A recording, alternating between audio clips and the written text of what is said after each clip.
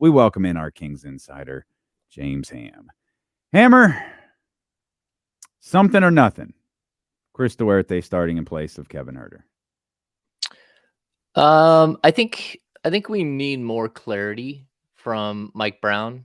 I know Mike tried to explain a little bit last night, but we're always caught in the middle of this, reporting on an injury, and then while he's explaining what's happening, we're out tweeting out what's happening within with something like Chris Huerter getting hurt.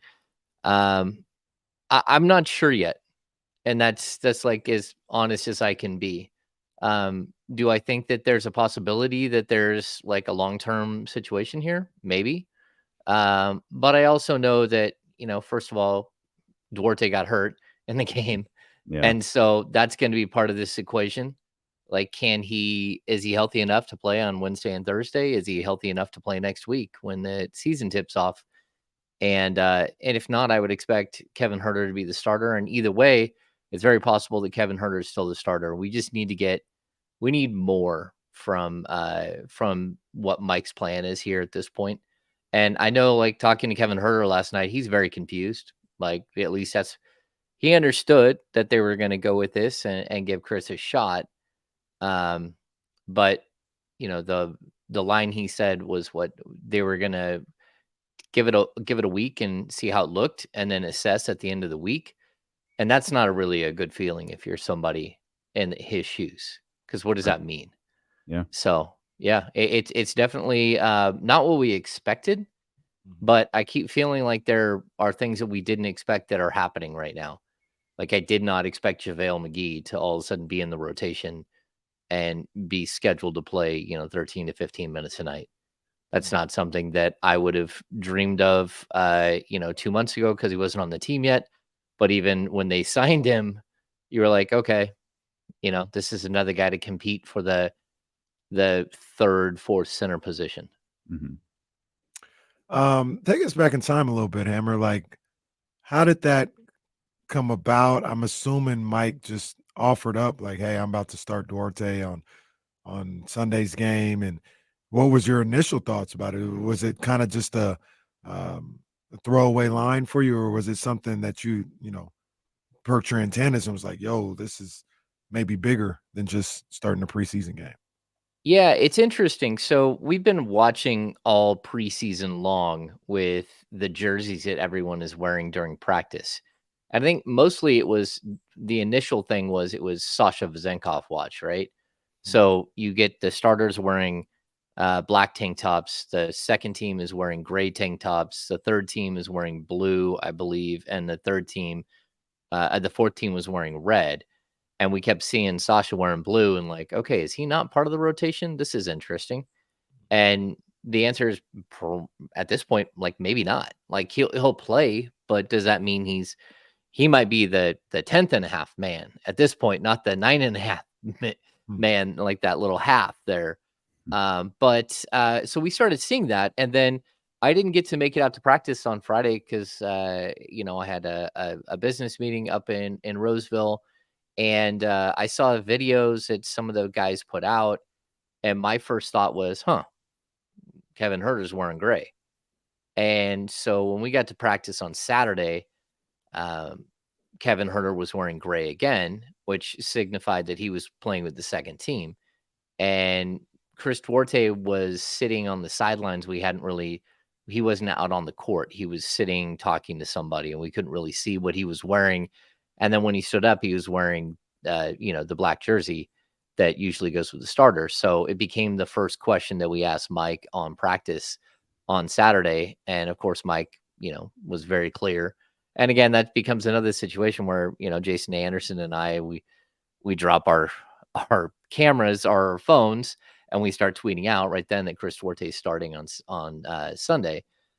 We tried to get to the bottom of it a little bit that day, whether it was just like something they're going to try out or something more permanent. And I think Mike's approach was kind of like, let's wait and see.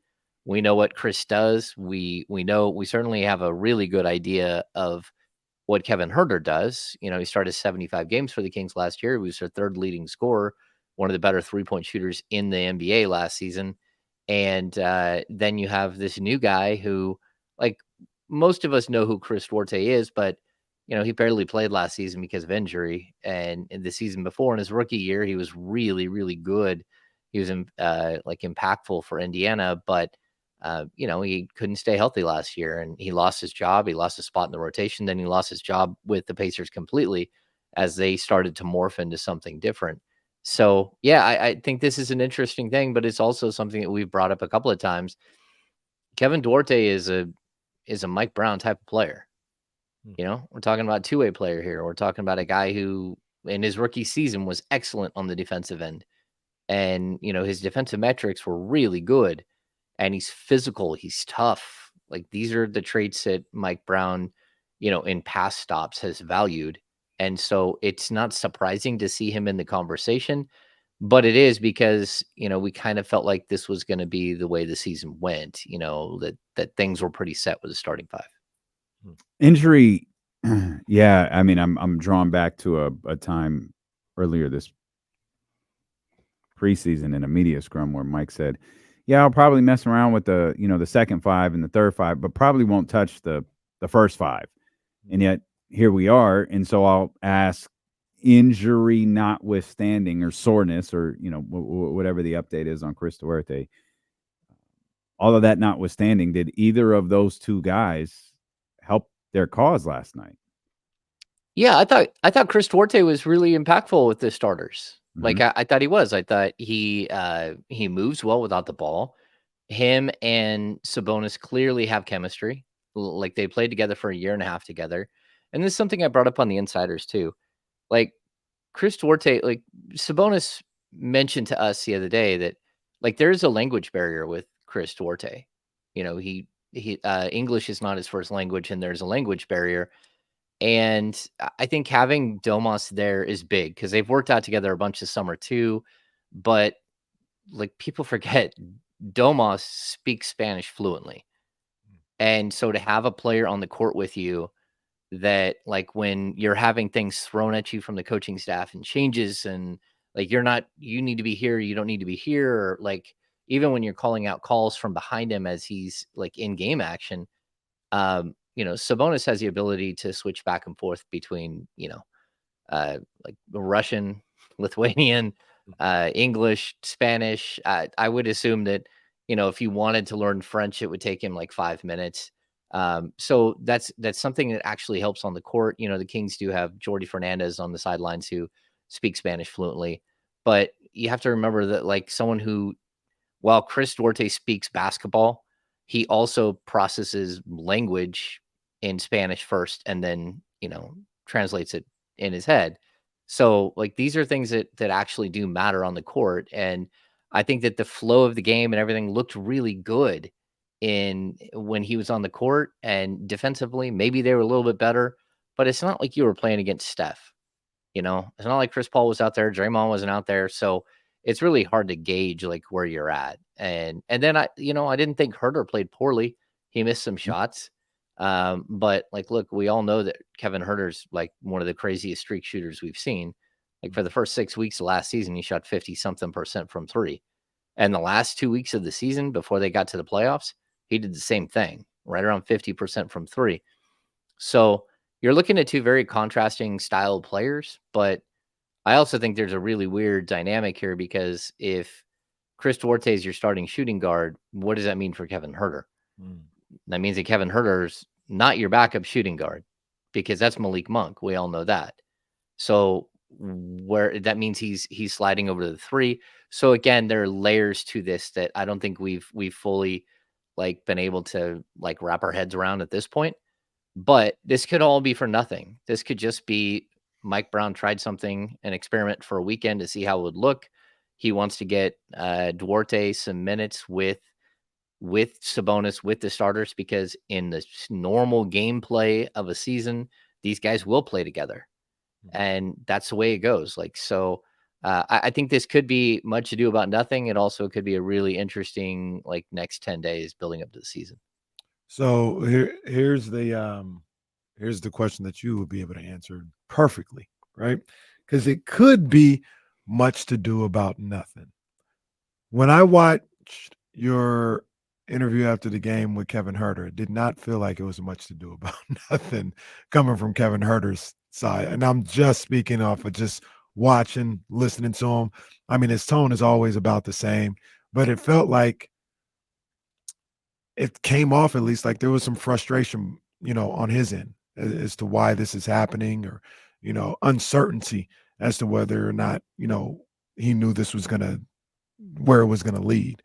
So I'll ask you, because you were there, you talked to him. Like, did you get the same vibe from him that he doesn't know where this is going to go? There is some frustration on his end that this is even happening, or did he come off as if it was just kind of business as usual and everything will be fine? He'll be back in the lineup. Yeah, I did not get like the latter there. I did not get that everything is fine and like he doesn't know. That's what I got from him. So I'll say this, like when there is a player in a situation like this, number one, he doesn't have to talk to the media. Like, especially after a preseason game, they could have just said, hey, he already went home for the night. He's not here. Or he could have waited around for a few minutes and they could have said, hey, like media is still here if you don't want to sit here and talk. But he didn't do that. He came in. We like to rib Kevin about he's a huge New York football fan. He's a New York Giants and he's a New York Yankees fan. So there's always that type of witty banter going back and forth either way, especially with the Giants playing during the game while the Kings were playing. He went in, he got a shower. He came back out. He got dressed and was like, okay, you guys ready? So number one, he stood in. And that's a big thing because a lot of players won't do that. And that's okay, right? A lot of players just will say, hey, like, I don't want to do this tonight. He was maybe a little more terse than normal. Like his answers were shorter, especially early on. But I thought as he warmed up, like you could see that there's a bit of like confusion on his side. And like, look, it doesn't feel good. Like we've all been through this where you lost a job, and whether he's lost his job or not at this point, he doesn't know. But the way Kyle kind of described it earlier on the Insiders was like it's like if Charlie walked up and said, "Hey Kyle, we decided that we're just gonna have Damian sit in with James for the first hour and a half, and then we're gonna bring you in for the final hour. But we're not sure if that's just for today or if that's gonna be what it's gonna be like going forward. But for today, that's what we're gonna do." That's what it kind of feels like with Kyle. Like with Kevin, he was just kind of like caught off guard by a little bit, and he knows he's got to improve. He knows he's got to get ready for the season like he always does. But I don't think he really expected it. I've never publicly lost my job, so I don't know what any of this stuff is like. Yeah. No, I mean, I know what you're being facetious. I get it, but like I described it with Kyle too. It's like if someone wanted to interview me the day after NBC decided they didn't want to cover the Kings anymore and weren't going to have me around after 6 years, you probably would have seen a side of me that people were very uncomfortable with. Mm. Because I know the work that I put in. I know like the things that I did, the brick walls that I ran through, That writing ham with a few drinks in them, boy. Yeah. Get ham with a few drinks and it'll tell you. Yeah. I mean, writing like 550 stories a year for 3 years, the toll that takes on a person, and then to like, you didn't do anything wrong, but we're just not going to do it anymore. It's like, oh, Yeah. okay. And thanks But for the timing. The timing of it is great, which I think it's a little bit with Kevin. Like, hey, Sure.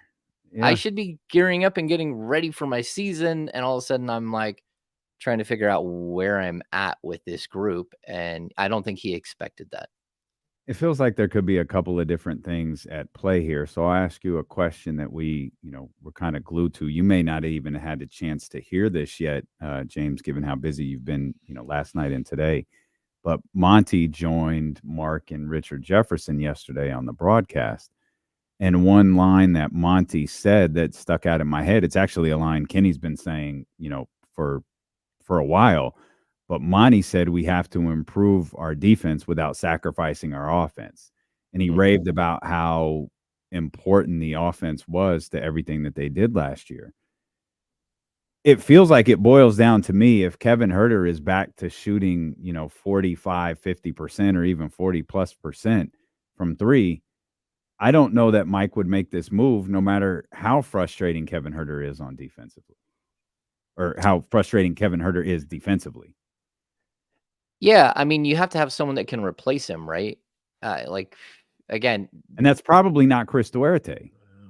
yeah, I mean, it could be long term. You don't know. I mean, Duarte's 26. He's actually I think a year and a half older than Kevin, which is interesting. But even though he's a third year player, yeah, I think we all looked at Duarte as like a budget buy during the offseason. Like, oh, Mhm. that's an interesting pickup. And but at the same time, I told you guys players who can't step on the floor and actually play minutes. It doesn't matter what your 11, 12, 13, 14, 15 guys look like if they're never going to play 35 minutes a game or 30 minutes a game or 28 minutes a game. If they can't impact, if they can't step on the court, it doesn't matter how good they are defensively. They can't impact the game. Like bench players who play defense but sit on the bench don't help you. And I mean, sure, they help you in practice and everything else, but they don't actually impact the game. So all of a sudden we're seeing this switch where, again, we got JaVale McGee playing. We've got Chris Duarte playing. And it makes sense because it was always a question, like all throughout the summer, how do you improve the 24th worst defense when you don't make any defensive changes? And I don't know, you can only scheme so much. At the end of the day, players are players. They do what they do, and you can have them work cohesively better as a unit in year 2 than year 1. You can add some wrinkles that maybe help clear up some issues, but it's really hard to mask a bottom 6 defense in the NBA and expect to just have it change overnight without actually swapping out some of the pieces that you have. And see, then that's the thing that I think about, right? Like, is it worth kind of rattling the cage a little bit to get Duarte in there and have all this happen? I mean, it's been 20, and it's not like we're doing anything wrong. This is what everybody wants to talk about, but it's been 25 minutes on this. You know what I mean? And it's like, Yeah. if I'm Mike Brown or whatever, Mike Brown doesn't care what the media is talking about, but just to have this be a thing, is Chris Duarte, is he the guy that you want to have all this centered around, if that makes any sense? Like, I'm trying not to say anything. Is he good enough like that? Like, I don't mean it like that, but come on, I'd rather just have Kevin Huerter feeling comfortable in his spot, have Duarte ready to go, off the bench and maybe in a spot start if Huerter was hurt or something, as opposed to now I've got to deal with Kevin Huerter not knowing what his place is on this team. Maybe that affects his confidence. I would not have done it. I would have just, if he's sending a message, if he's trying to get something across, I would have just done that in a conversation and not with taking him out of the starting lineup. But Yeah, I'm assuming too. I think there's something okay, so the way that it was presented to us was that, I mean, Mike Brown presented to us as media members is look, we had a conversation in front of the team that we were going to do this, that everyone needs to get better at a very specific thing on the defensive end, the way that they're handling pick and rolls, the way that they're physical with the players, there has to be a change here. And so we're going to try something new this week. We're going to try Chris at the 2 and we're going to bring Kevin off the bench. But so it on its face value, it was supposed to be this is a message for everybody, but it's a message for everybody that one person realistically feels the punishment of. That's the way it feels if you're in that situation, I would imagine. And so I could understand Kevin being okay, so we have a problem and the other 4 guys are still out there, but I'm not. So what does that mean to me? Yeah. And so that's a problem, right? But Kenny, I think really to answer your question that you were initially asking is, you could say continuity and everything else, right? But let's not forget that Chris Duarte as a rookie averaged 13.1 points, 4.1 rebounds, 2.1 assists. Kevin Huerter as a rookie averaged 9.7 points per game. Kevin Huerter in his second year, 12 points. Third year, 12 points. Fourth year, 12 points. It wasn't until he got to Sacramento that he averaged 15.2 points per game and shot 40% from the field, from three. So my point is that you did it with one player last year, where you were able to elevate Kevin Huerter from, a guy who was stuck. He'd plateaued at 12 points per game. And now you're looking at a player that, as a rookie, was equal to or better than Kevin Huerter as a second, third, and fourth year player. Maybe not quite the shooter, but as far as versatility and everything else, the biggest question with Duarte has always been injury, or at least last year it was injury. And again, we're going to face the same thing right now, where he did have an MRI last night and he has a small bone bruise, but everything else was clean, according to Mike Brown. That bone bruise is hurt though. Like that's not a ready to go Wednesday type thing. Well, it just depends on the player and where it is and how it worked out. And because I didn't even see where it happened, because, we don't have a bunch of replays going on where we would see an injury like that. I do, and I didn't know which one it was. I didn't either. I didn't see. Yeah, I saw him take a couple of hops off the court, right? So I definitely saw that. But anyways, this is an interesting, it's a dramatic point in preseason. We thought that this was going to be like the most vanilla preseason we've ever seen, where the only thing that's to be decided is how many minutes some player might get, or how Sasha Vezenkov translates his game during the preseason, how many minutes he's ready for in the opener. Now there's a new wrinkle to it. And, again, the wrinkle could go away tomorrow when we get to practice and okay, Kevin Huerter's back to the starting lineup. And that could be one of two reasons. It could be that Chris Duarte can't practice, and it could also be that it was an experiment and they wanted to see how it looked, and now they have more film on it and they're going to go from there. You mentioned, what do you do with Kevin Huerter in the situation of Chris Duarte starting? Is the same true if Kevin Huerter's starting? What do you do with Chris Duarte? Yeah, I mean, I think that's always been the question, where do you put him? But I think a 3-guard backcourt, or him at the small forward position is fine. And I also think look, Mike Brown likes to start a big guard. He does. He, even if you go back to his time with Cleveland, he had J.R. Smith for a bunch of time. You go back to his time with, maybe he had J.R. Smith. Certainly with Golden State, he had Klay Thompson at the shooting guard position, that 6'6" guy. And Kevin Huerter fits that bill. But so does Chris Duarte. And I think Duarte is a little more versatile as a defender. Well, first of all, he is a better defender. Kevin Huerter is a superior offensive player, in my opinion. But the fact that Duarte really can defend 1, 2, 3, and in a weird way, I think there's even, moments in a game where Duarte could go back and forth and defend both forwards. He's physical enough, he's strong enough. That's kind of how he does it. But either way, this is a moment for everyone to improve. And, for Duarte to try to fit in, for Kevin Huerter to, to show that he can do what it is that the coaching staff needs from him in order for him to move back into the starting lineup. And then for the rest of the team should be looking at this as well and saying, okay, I don't want to be in that situation.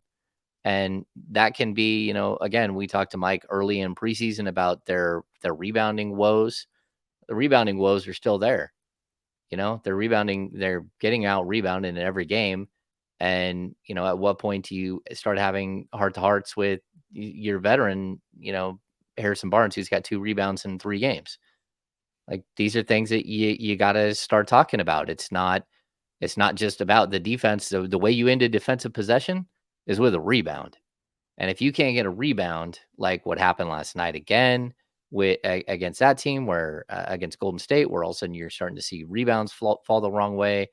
If it's only Domas getting rebounds, that doesn't work. So it was good to see Sasha Vezenkov, and it was good to see Keegan Murray and even De'Aaron Fox step up and go grab rebounds. You got to have it from everybody else.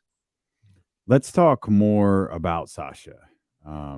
We'll do that. We'll talk a little bit more about the game and the kind of the grand picture coming up, as the final 2 preseason games are just ahead of us on Wednesday and Thursday night. So we'll do that when we return here with James Ham, the host of the Insiders, here with D'Lo and Casey on Sacramento Sports Leader ESPN 1320.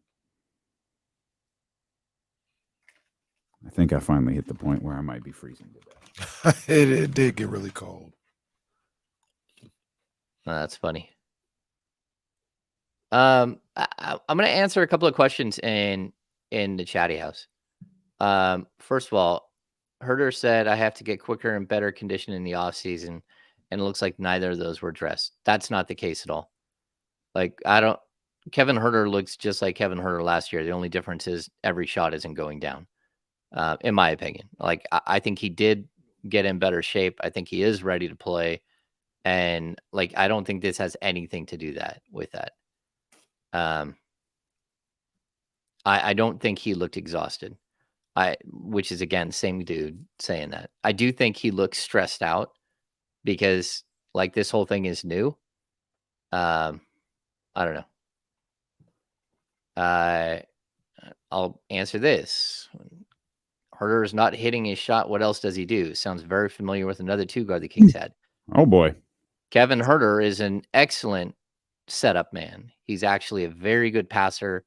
He does average, 3.5 assists a game. He is a nice secondary creator. And it's not just about the shot. He's also sneaky good off ball. He's great around the rim, which is something that's totally undervalued. There's some other scout recycler. Is Chris Duarte a starter on the playoff team? Not so sure. But we also don't know if he is. Like, again, last season, De'Aaron Fox wasn't a starter on a playoff team. Real life. It is what it is. So, yeah, I mean, some of these things, it just takes time to figure out. So, and I really like Chris Duarte. I do. I think he's, I think he's a nice pickup. I did not like him as a number 13 pick in the draft because he was 24 years old. And now there's a lot of talk of like him going all the way at number 9 instead of Davion Mitchell. There was talk of him going number 10, number 11. I was like, okay, it's a really, really old rookie. But when you're building a playoff contender, like having a 26-year-old third-year player isn't a problem anymore. You just hope that he's had enough time to get healthy and everything else. Hey, Ham. I'm being half serious when I say this. Actually, probably 3/4 serious. I know he's kind of old, or older. He's not old. Did Keegan Murray grow an inch or two? He looks taller. I don't know. I guess I'm the only one who thinks he looks taller. He looks taller to me yesterday watching him. I may or may not have heard what Sasha Vezenkov's actual height was yesterday, but I'm not going to say that until I have it confirmed by multiple sources. Yeah. Confirmed. Yeah, and like I would say too, the other issue that I like, it's not like Duarte was perfect. He was bad in game 1. In game 2, he was really good, but like that fall away jumper he tried over Gary Payton yesterday and got swatted was like, bro, come on, man. Like, that's a bad matchup. You should have known right when you got to it. You should have got rid of it. And this team doesn't shoot 14-foot fall away jumpers unless your name is De'Aaron Fox. Yeah. I'm watching Kevin Huerter's defensive film. Oh, no. Uh-oh. Someone break it down? No, I'm just watching it. On an endless loop. On an endless loop, yeah. Just from one to the other. From last season or from? From these 2 preseason games. From the last night's game, and now it's into the Lakers game. What'd you say, Jesse? Okay, let me sign on. We're ready for the OG trade. It's time for the OG deal. Oh. Gabe Vincent. Goodness gracious. Oh. Uncle Keegs. Voice got a little deeper. Well, it's coming back, James. Keegan became an uncle and his voice changed. Wow. Wild times. Got an inch or two taller, and his voice changed. I'm watching the defensive film we were talking about earlier on Kevin Huerter. I mean, obviously it's not good.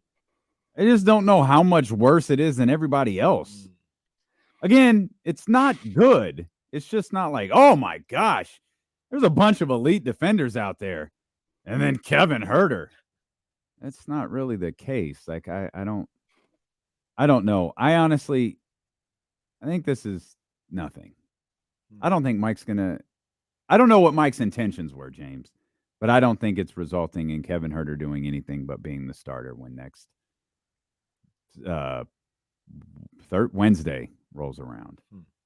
Yeah, I mean, I think we're still in a if it's not broke, don't fix it type stage here. And if you want to pepper in more Chris Duarte, or if you want to give more minutes to Malik Monk or more minutes to Davion Mitchell, okay.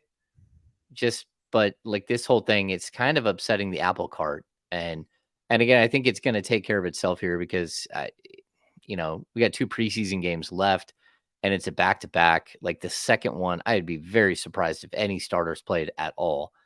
Like why they give them a back-to-back in preseason is pretty wild.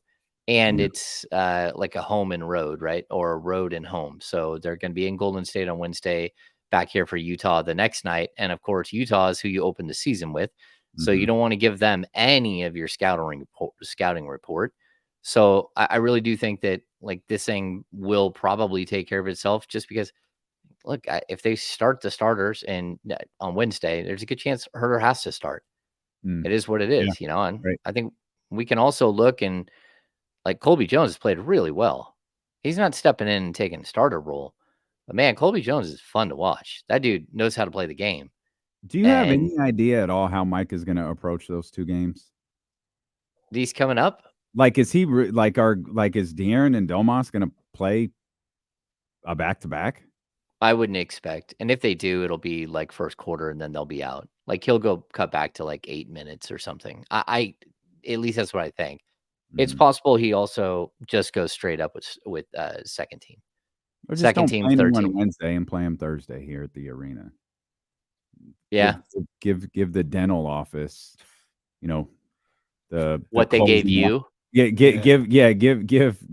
the dental office the closing lineup with all, I love all those brothers out there, but give them Alex Lynn and Keon Ellis and let that group go out there and start unfinished business from the Golden One Center. Let them go out there and get that dub. Yeah. And let the legend of Jonathan Kaminga grow. Hey, he's a good ball player. He looked good last night, He's too. a good ball player. He's just Wait a minute. Oh, this is why Drew Down has been angry with you all day. Oh, yes. Yeah, it's why Drew Down, like I brought it up earlier. With Drew Down, I pulled up his Come on, man. Wait a minute. What's wrong with Jonathan Kaminga? Okay, so first of all, from start to finish, he's never getting those calls ever again. He's never going 13 of 17 from the free throw line. That's for starters. Yeah, that's number 1. Number 2, he's never going to get to dribble the ball 14 times on a possession, 17 times in a game. Like that's not who the Warriors are. That's not their offense. Lastly, the same dude who didn't play in the playoff series just finished the overtime session in a preseason game. Oh, he played a couple minutes. Oh no, he came in. He played the overtime session. He came out for a few minutes in the 4th, and then he went back in. He played 34 minutes. Like, okay, like it's possible he's in the rotation, but I think anytime you see a player who's doing this in preseason, it makes you like sit there and scratch your head because nothing that he did looked like Warriors basketball. That's not what they do. That's not who they are. And I'm like, all right, this is fine. Steve Kerr, just like the 3 of us, we're just trying to get everybody through that Wednesday and Thursday without anyone getting hurt. Like, nope. Hey, you're not playing. Alex Lynn is playing. Colby Jones, like Kessler Everett's gonna play 48. Like that's Jalen Slauson. He's slated for 36. Like, I mean, that's what I'm talking about. Like, whatever Kaminga did, a lot of it, came against.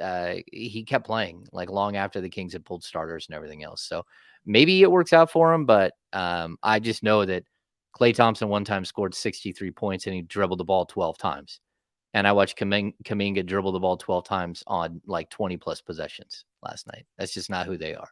See, I think I understand everything you're saying, and you're right with a lot of it. My issue with Kaminga and the Warriors is he's just not gonna play that much. Like when it comes down to it, when Draymond comes back. Now the first month, 3 weeks of the season, maybe he's gonna get a lot of playing time. But then that's when you talk about how many shot attempts is he gonna get, how many opportunities is he gonna get that way. But when they get the whole roster back, like I've been saying, not saying that there isn't any time in between this, but he ain't starting the game and he ain't finishing the game, no matter how good he looks. No, I like, and it's possible that he develops and he becomes a really solid NBA player. He's got a great NBA body. He plays with force. He plays hard. But again, like that is a system team. And, we hear all the time, oh, well, just wait till Chris Paul gets his hooks into him. He'll be able to turn him into something. It's like, okay, is he a pick and roll center? Because that's what Chris Paul likes to work with. Yeah. I'm confused how 38-year-old Chris Paul is going to make Jonathan Kaminga into a basketball player overnight. So Yeah, and once again, I want to clarify because not a lot of people, but a few people in the chat getting upset because we're not going crazy. I don't think I'm gonna speak for him here, and he can correct me. Nobody's saying Kaminga's not talented. We're talking about the opportunity to do what he did last night is not going to be there on a regular basis. I think he's super talented. I think he's going to be a really talented ball player in this league for year to come. Where are the minutes and the opportunity like last night going to come up? I don't think they're going to come up. Yeah, his very best often. bet is going to be the first month of the season, apparently. Yeah. Or roughly the first month of the season. yeah, I mean, I'm not saying he's a bad player. I'm saying that like what he was doing is not sustainable and it's not something that they do. And like, again, like this is about like, how does he fit? And the fact that he's playing in overtime in a preseason game, that does tell you a lot. The fact that he couldn't get off the bench in the playoffs when they needed an athletic forward, that's a problem. So, and it's a problem he needs to figure out. Like again, I think he's got a ton of talent. He's a like top, what was he, number 7 pick in the draft? Yeah, but you gotta figure out how to fit within the team that you play for. I saw him on the court. He's a deceitful 7'4". He's a very unassuming 7'4". Yeah. Let's talk about Sasha. We're 3 games into this with Sasha. What do these 3 games tell you, if anything? I think first of all, he's going to take longer to find his way than what we expected. He's taken us on a wide variety of emotions. This Sasha Vezenkov has. He's taken us on a roller coaster of emotions. Yeah, I think he's still like. I like the way he rebounds. Like he's smart and savvy, and even if he's not very athletic, like at least he's in position all the time. Not only did he have 6 rebounds yesterday, but I think he probably tipped the ball out to his teammates like 2 or 3 other times where you just saw that like he knows where everybody is. He's got a savviness to him. I haven't thought that his defense was nearly as bad as advertised. There were moments where, again, I thought he was in space and in a stance and no one blew right by him and went and did something crazy. I thought there were some rotation points where he was a little slow on his rotations and fouled people instead of beating them to a spot as a help defender. But again, we're just seeing somebody who's trying to figure out his way. And we're also seeing it in like short bursts and with different players every time. And it's going to take a little while before he finds his way into a rhythm and a rotation that makes sense. And hopefully it's like 10 games into the season or it's 5 games, but it very well could be that it's like 30 games into the season where we're still wondering where's that guy. And the Kings don't need a shooter like that yet, and they're still trying to figure out the Kings on defense. So, like I like him as a player, but like he needs to make sure that he's an NBA quality athlete, and he can get there like by getting in great shape and by working on things. But as of right now, he's an NBA quality shooter and like a cutter, but there's some other things he needs to work on. This is something crazy. I'm just asking, just something crazy. And I thought about it. I don't think it's gonna happen, but I'm gonna just ask you: is there any way he's going down to Stockton for a couple games? I don't think so. Yeah, I I mean, don't think so either, but I thought yeah, about it yesterday. I'd have a tough time. And especially, I mean, the Stockton roster is already, you can see how it's already like created. Like we haven't even got to the draft or like true free agency or anything else with the Stockton roster. And they added a point guard, which I always forget his name. It's James something. Um, they've got Colby Jones, who will spend quite a bit of time there. They've got the 3 two-way players in Keon Ellis and Jalen Slauson and Jordan Ford. They've got Scalaby Sierre. They've got Chance Comanche. They've got Deontay Burton. So that roster is almost full. Mhm. So, like, maybe there's a possibility for him to go down there if he's not getting any run at all. But I think there's also some value to him, like, being there with the team, getting acclimated to the team, getting acclimated to the U.S. and the city, and having like Alex Len as a tour guide slash partner in crime. Like all of those things, I think are a good thing for him. Even last night, he he didn't want. Well, I mean, he would have talked to media, but they're like, "Do you need him?" And then we looked over at him, and he's shivering. Like, what? Why is he shivering? And it's like he just like went in the cold tank, and I don't think he's done the cold tank a whole bunch. And he's like, I am so cold. Like it was this funny moment where he's literally like he goes to stand up, and you can see him like like there are plenty of things that Sasha is adapting to in America, and one of them is a cold tub. Apparently, it's the cold tank. Yeah. So anyway, yeah, I definitely I think that like he's gonna get there. It's just gonna take a little while. Yeah. I don't think he's going to Stockton either. But I thought about it yesterday, not because he can't play in the NBA or anything, but just hey, get used to this style of basketball a little bit. Here's 25 minutes that you might not get in Sacramento. But it's so crazy, like the way, and I wish this would change, kind of like how baseball uses minor league as a rehab. Mhm. In the NBA, that's such a disrespectful Emotion, thing, yeah. and something's wrong with him. Like, no, get him some tick, but I don't think it's gonna happen. Yeah, I mean, I do wish the stigma of the G League would change too, and I also wish that they would be a true minor league system, and that they would maybe bump the roster up to 12, give you some developmental guys. Maybe there's a bigger budget for trainers, and for development coaches at the G League level, where we're seeing like 10 and 12 man staffs at the NBA level. I think it's still like more like a 3 or a 4 man staff at the G League level.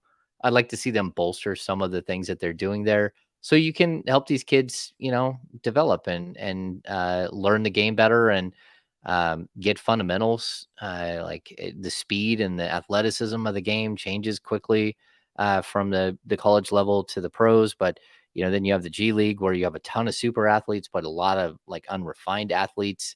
So yeah, I think that like the G League experiment, it's so close to being like really productive, but there's still like so many nuances to it that have to change in order for it to be a true minor league system. De'Aaron Fox and Domantas Sabonis will not have to go to Stockton to get into midseason form, as we've spent a large portion of today talking about Chris Huerter, Kevin Huerter, and the obvious acknowledgement from Mike Brown that there's an issue defensively that this team desperately needs to get better at if they want to go further than they did last year. The plus side to this, James, was for about 5 minutes last night, the Golden One Center was on fire. The Kings basketball was back, and they were scoring at a high clip. Domas was hitting 3-pointers. He was hitting turnarounds at the elbow. De'Aaron was getting back to the basket. It was a moment where it was, this is game 8 of the first round of the playoffs. Like this, it is turned up in here. Regular season basketball is back. Postseason basketball is here, or whatever. It died down pretty quickly, but we did see a lot of positive things with that offense in the first quarter. Yeah, I think at one point Jason Anderson looked over. He's like, "What are you guys saying? Like 15,000 here?" And I'm like, "Man, I think there's more than that." I'm like, "Look at the food lines. Look at all the people up in the watching the football game and the brewery up above. Look at all the people in the mezzanine." I'm like, "I think this is like really close to a packed house." And it ended up being, they announced it like 17,838 for a preseason game. Mhm. I mean, that's absolutely crazy. Sacramento Kings fans like love their team, and for that matter, there are plenty of Warriors fans up. It's you can get a cheaper ticket for preseason game than you can at Chase Center for any game, and Or certainly in Nitro Sacramento. Arena. Yeah, I totally agree, and the weather was spectacular. It's one of those, we're going through one of those October swoons where it's just perfect outside. But yeah, I thought the basketball was really, really good early on. They were moving well. They're sharing the ball. They still have an issue as soon as they go to the bench, like the wheels are falling off. The bench unit just hasn't been able to find their rhythm. But again, they're not a cohesive unit that was together all last year. And even when you take Kevin and you drop him in with the second unit, now you're talking about another change. You take out JaVale McGee, you're talking about another change. So I think that there's a lot of good that we can take away from that game. And then I'd also say, Dame, the late in the game, like the Keon Ellis thing was spectacular. And that also had everyone in the entire arena up having a great time. Like Keon Ellis just goes into, he went plaid, which is a Spaceballs reference, which I know you guys neither one have likely watched. But I've seen Spaceball. Rick Moranis. yeah, I've seen Spaceballs. He's Lord Helmet. I couldn't recite a line for you, but I've seen Spaceballs. Yeah, they skipped straight to going plaid, like as opposed to going. Shout out to our friend hyperspace. Dr. David. That's Rick that's Moranis. Yep. We don't need to say what he's surrounded by. That's a line from the movie. I'm surrounded by blank. Dr. David knows what I'm talking about. Anyway, watching Keon Ellis have his like clear and present moment, like, "Hey, I'm here. Yeah, I'm here." That's what like we keep talking about. We saw Trey Lyles have it in the first half. Oh, Trey Lyles has checked in. Trey Lyles, he's checked in. We're good to go. Yeah. And we're waiting for all these players, and then you don't really expect Keon Ellis to have a moment, and then he does, and you're like, "Oh man!" Not only did Keon have a moment, Keon Ellis is here. He had a heat check. Like you're like, "Whoa, bro, what's happening?" Mhm. But you gotta love it, Jordan Ford coming up with the big layup to tie the game and make us stay an extra 5 minutes. All of these things were like That should be banned. Yeah, I know some people are like, "Is that it?" I'm like, "I don't think that's it." Like I've never been to a game where they just call it. Maybe a California Classic game we had a tie one time, and they're like, "Okay, that's it." Okay, They should have called it, but they definitely aren't going to call it. You know why? Because the Kings were favored by 7.5. Mm. Yep. So that's a good point. If there ain't no conclusion and they betting on them things, they ain't them games gonna keep going until they can go now. That's facts. They can play 10 overtimes. That's facts. Yes. Keon Ellis would play every minute. Game ends with Keon Ellis and Jordan Ford playing like 100 minutes each. I can't wait for the game Mike just refusing to make a substitution. Overtime after overtime. Mike just won't make Coach. I don't see nothing. I don't know what you're talking about.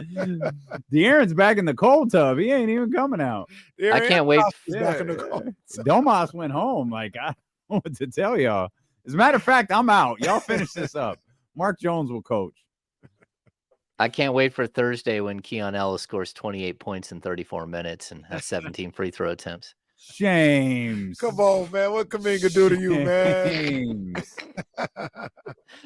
The funny part is all of it would be in the flow of the offense. I know it would be. It'd be like, "Hey, look at that. Cutting off somebody. Oh, look at that. Keon Ellis, DHO. Top of the key, 3 ball. Boom." What's funny is one That's of those all. shots, Keon took last night was such trash. Oh man. Oh yeah. At the end of the he took a couple because there was one at the end of the shot clock that was really, really bad. Well, but then he had the heat check the joint. heat check one. Yeah, The heat check one was The heat check one It was was like the heat check one. Mike would have thrown like him out of a horizontal. regular season game. It was horizontal to the ground, falling away.